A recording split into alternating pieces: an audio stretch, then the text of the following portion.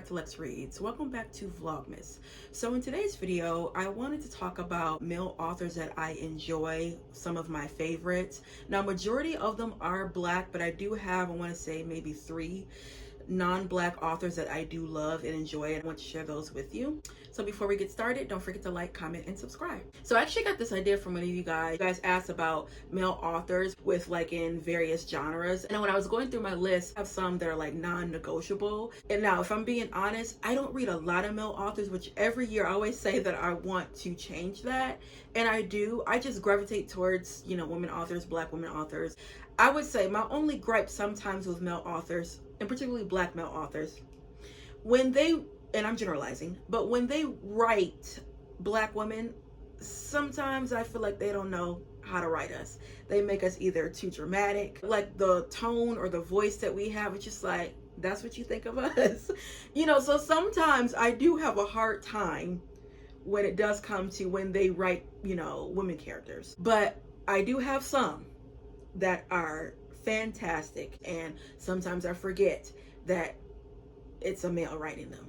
So first, I have to say my favorite, and these are in no particular order, but first, who I just absolutely love, I think the first Black male author that I did read was Jerome Dickey. Now, I have quite a few of his books. I just want to talk about the 2 that I would say are my favorite. So first is Milk in My Coffee. This, I think this came out in, was this early 2000s? No, this came out in 1998. Now, I'm gonna be honest with y'all. Some of Jerome Dickey's latest works, I think he was trying to keep up with the times. And it's kind of like, he kind of wrote, like, his writing was fantastic, but some of the dialogue and like the dialect, it kind of felt like he was like an older man trying to be young and cool. And it's just like, don't do that. Just write how you write. So of course, this, I think everyone knows this book. This is a twist and turn. You think that you know what's coming, and it's a total opposite. He does that in a lot of his writings. It's unpredictable. It keeps you on your toes, and I love that about his writing. Now, he does write women characters well, Black women characters well. He does make us a tad bit dramatic, but he does fantastic. I really love the way he writes women characters. In particular, this story, Genevieve, it is about a woman that she's married and she has everything going for herself, has, you know, a nice husband and everything, but she has some skeletons in her closet because she kind of had a hard life, and I believe a grandmother or somebody dies, and she goes back to her hometown in Alabama, and just a lot of skeletons come out. This was a twist and turn, because her sister Kenya, when you read about Kenya and what she did and who she is, it got me all the way together. I wouldn't mind going back reading this again. Next is Daniel Black, Perfect Peace. I have read, I think, these 2 books of his. I think all total I've read 3 of his books, and I really enjoyed them. This was actually, they tell me of a home. This is one of our book club picks for, was it this year or last year? I think last year, I believe. And I read this one also last year, Don't Cry for Me. This is going to be a sequel to this book. If you've read this book, you know that you've gotten the father's point of view, Jacob, and his son Isaac. He's struggling with the fact that his son is a homosexual, and he tells them his stories and things that went on in his life through stories because he's dying. So I do know the second book is coming out this year, and I can't wait to read it because I really want to know Isaac's perspective. But this one is my favorite. If you guys have not read Perfect Peace, you need to read it. When I first read the synopsis, I was like, oh, this is gonna be hard. It's gonna be really, really hard to digest and read. It was, but not what I was anticipating. You have a woman, she has, is it 7 kids? 7 children, all boys. And she's like, Lord, why are you punishing me? I need to have a girl. So she gets pregnant again. In comes the 8th child, perfect, but he's a boy. And she's like, you know what? I'm not doing this again. I am going to say that this is a girl. and that's the last child. And the midwife's like, how you gonna do that? Like, and she like, this is between me and you, and if you say something, I'm gonna get you all the way together because I know your secrets. And so when Perfect turns 8, the mother, Imogene, thinks that the little town, they're in Arkansas, the little town knows her secret. And so she tells her baby on her 8th birthday, you was a boy, you gotta act like a boy. And oh my gosh. Woo! Y'all, please read this. Please, please, please read this. There's so many, oh my goodness. He has just so many nuggets in this book. And this is also a twist and turn because what you think will happen won't happen. Also, too, one of the brothers, I was outdone. Oh, I love this so much, you guys. I'm just gushing over this because now every time that I just talk about this book, just so many of the passages come to my mind. I'm just like gushing over it. This, like, it's not even a 5-star. This is a 20-star to me. Next is our Harlem Renaissance writer, which I love. I would say he's probably my second favorite male author during that time, and it is Wallace Thurman. Now, Wallace Thurman, he's known for The Black of the Berry, and this is fantastic. So, so good. Because if you guys have read Harlem Renaissance books, they do focus on passing and colorism, and this one was a different take because the main character, instead of her being, instead of her passing, she can't. She is extremely dark. They call her like Tar Baby. And she hates the fact that she is that dark. I think her dad was really, really black, but her mom looked like she was white. Everybody in her family looked like she was white except Emmylou. And Emmylou goes to California, which I don't know why you would go to California. But she goes to California thinking that, you know, things will change. But in the midst of that, she becomes prejudiced of like her own race. And it's like, girl, you gonna be prejudiced of black people? And you, the skin color that you are, get it all the way together. But you see you just see everything that happens in her life. And the fact that, I mean, just being a product of her environment, ever since she was little, she was taught that being black like that is horrible, you know. And one of the passages, they were saying, if you were maybe a boy, you could kind of get away with it. But since you were a girl and you that black, girl, it will make you kind of angry when you read this book, but it's an eye-opener. So after I read this book, I said, I want to read more by him. And this is his second book. And this is called Infants of the Spring. This is probably my favorite. I tapped this to death. This is a book about the Harlem Renaissance during the Harlem Renaissance. It is a apartment that you have artists that live in, and they are trying to come up with this basically magazine to highlight black excellence when it comes to writing, when it comes to artwork, just everything. And it's actually based on his, it's actually based on a magazine that he did called Fire. He was the main one to like fund it, and he had writers like Zora Hurston, Richard Bruce Nugent. And sadly, it only got one issue because the magazines, I think they said they burned up in a building or something like that, the headquarters or something. So he was like, you know, I ain't doing this no more, and I already in debt. But it talks about, like I said, the Harlem Renaissance during the Harlem Renaissance. You have fictional characters that are based on real characters. Like you have Zora Hurston, you have Langston Hughes. And it's just so, so good. It's so funny, but also it's witty. It has some sad parts to it. This is also unpredictable. I loved every minute of it. If you are interested in the Harlem Renaissance, I would say read this because it actually is during the time period, and the fact that he basically is writing, again, Harlem Renaissance during the Harlem Renaissance is just such an eye-opener. Next is a new author that I just discovered, I think this year, because I think we read him this year for our book club, and it is In West Mills by Deshaun Charles Winslow. This is his first book. He does have a second book, which I also bought, and I need to read it. It is called Decent People. It has some characters from this book in this book, but you can read them separately. You can read them as standalones.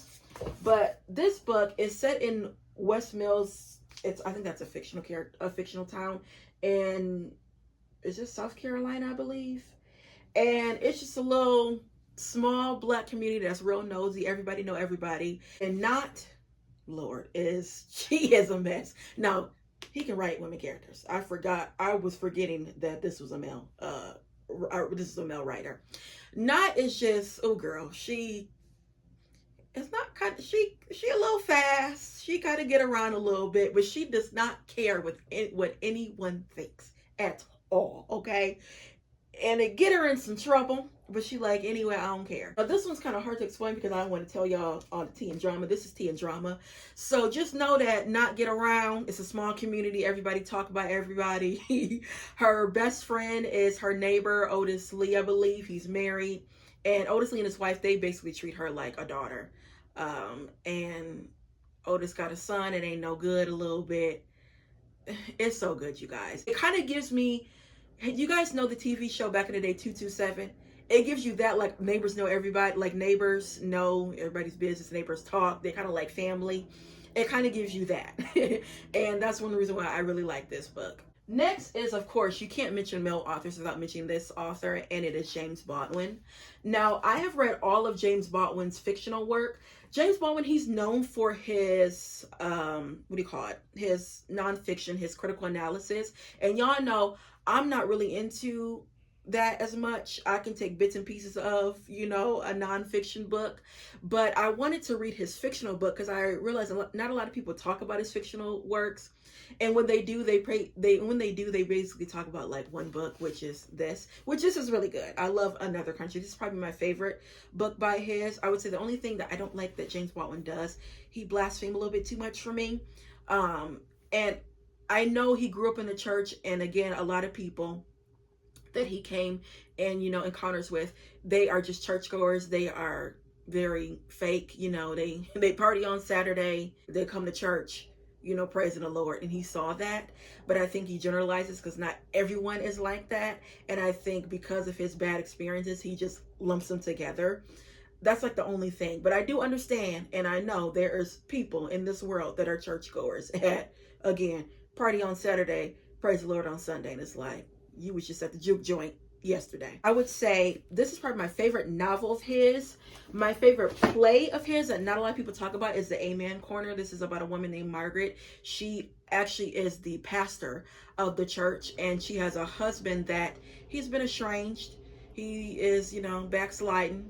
He's a sinner. He is I think a trumpet player or a piano player, but he's sick, so he comes back into her life and her son's life, and the congregation is worried that she's going to backslide and everything like that. Really, really good. And I would say next, I love his short stories, Going to Meet the Man. There is actually a short story, I think it is the self-titled, which is Going to Meet a Man, which his main protagonist is a female. And a lot of times, you guys know, if you read James Baldwin, he mainly focuses on men to be his main protagonist, but in that particular story, it was a woman. I believe it wasn't Ida. Ida was from Another Country. I forgot that lady's name, but she was a trip. And it was the first time I read a book from a female's point of view. Also, I would say if Bill She Could Talk, that also is a female's point of view. She's the one that's telling Fonny's story. So yeah, but James Baldwin, I mean, you have to mention James Baldwin. He's just a goat. Next is another classic author that I have to mention. He's probably one of my favorite poets, and it is Langston Hughes. But one of my favorite books by him, and I think this is the only book, full-length book he has, is Not Without Laughter. I believe I read this last year. I have a read a book in one day vlog I'll put down below where I just was dissecting this book. This book was so good. I mean, the fact he can write, he's a poet, so he knows how to write prose. Just fantastic. You are not going to forget this character. It's based on his life. Sandy is Langston Hughes. I would say he has some really good short stories that I love too.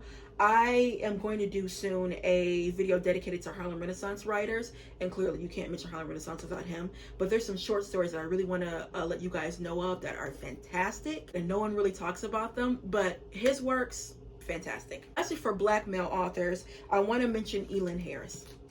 Lynn Harris, if you like Jerome Dickey, you'll probably like Lynn Harris. This is contemporary fiction. They say a little bit of urban fiction, but I think they say that because, urban, they just equate that with Black, which no, this is not no urban fiction.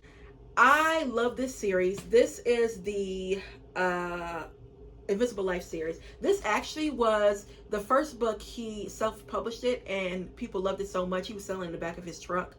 and people loved it so much that they he ended up getting picked up for a traditional publisher. This is fantastic. He was such ahead of his time. In this book in particular, Abide With Me, you have a woman. She was born a male, and she transitioned, and during that time they weren't talking about that, and I believe she ended up getting beat up or something like that. But the fact that he talked about that, and that was such a taboo, and that, again, they didn't talk about that, and the way he handled it was, oh my goodness, that scene made me cry. Oh, that scene made me cry. And then with Raymond, that's his name, right? Yeah, he's struggling with his sexuality, but he comes to terms like, look, I don't like women. I don't even know why I'm playing myself. And so he's like, I'm just gonna be me, and that's what happens. And in the beginning of the story, I think he's like in college, and then you see his life through his adulthood and things like that, and you see his relationships. I love this so much. This was ahead of its time. It was fantastic. He was such a fantastic writer. Lynn Harris. I also have several other books by him. Yeah, again, if you like that Terry McMillan, if you like Benicio McFadden type of writing for like women writing, I believe you will like this. This is another author where I forget that this is a male that is writing. Okay, next, let's go with the whites. So I have to mention him. You guys know I was on a kick for him, and it is Truman Capote. If y'all like drama and tea and messiness, y'all go like him. Y'all know I like that drama and tea. I'm nosy when it comes to books. I did read a book in one day about this book, Answer Prayers. They're short stories. The main story that y'all need to read is Le Colt Boss, which is talking about he had real life friends that he called the Swans. They were all females. He told all their business and put them out in Esquire magazine, and they stopped talking to him. Like literally stopped talking to him. He put so much stuff out. If y'all watch that video I did, please, y'all see what I'm talking about. But this is probably my favorite, and he's a fantastic writer. And the next, I would say Breakfast at Tiffany's. I did like this. I think I like the book better than the movie because the book is more gritty. Holly Golightly is actually a prostitute. I mean, she is. In the movie, they say, oh, they really don't even say, and I think they say call girl, which is a nice way. It's just different terminology. She was a prostitute, but you get the ins and outs of Holly Golightly. She's not what she said. She's not what she is. In the book, she's like poor, came from a whole different, world. And I think in Breakfast at Tiffany's, you just see like, oh, she lives in, is it Manhattan? And, she dresses and really pretty and da-da-da-da. Girl, there's an angle to that, okay? It's not a tiny bit in the movie, but yeah. And the fact, too, Truman didn't like the movie. He didn't like, his first pick was not Audrey Hepburn. He actually wanted Marilyn Monroe to do it, which, I don't know. I'm not really a fan of Marilyn Monroe. I don't think Marilyn Monroe can act. In my opinion, I've seen quite a few of her movies. I think only like one of her movies. I just thought she was really pretty. But I don't know if she could play Holly Golightly. Yeah, I don't know. Next, of course, F. Scott Fitzgerald, The Great Gatsby. This is one of my favorites. This is probably the only book that I liked when I had to read in high school. It was mandatory my junior year.